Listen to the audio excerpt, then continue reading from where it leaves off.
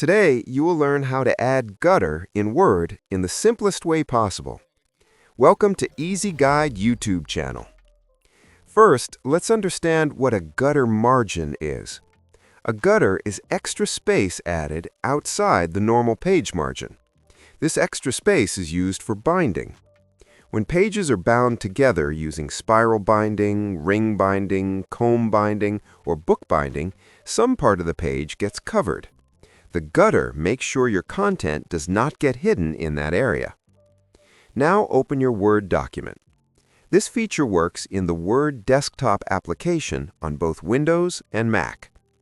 Go to Layout tab on the top ribbon. In the Page Setup group, click on Margins. From the drop-down menu, choose Custom Margins at the bottom.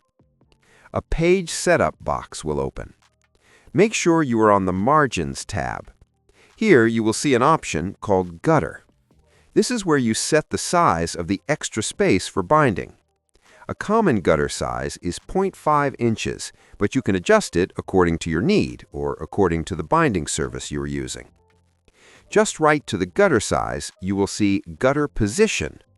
If your multiple pages setting is normal, you can choose whether the gutter should be on the left or on the top. Most of the time for book-style binding, you choose left. If the document will be bound from the top, you can choose top. If you're using settings like mirror margins, book fold, or 2 pages per sheet, you can still set the gutter size, but the gutter position option will be grayed out because Word automatically places it on the inside. As you change the gutter size, you will see a preview showing a black and white pattern where the gutter will appear.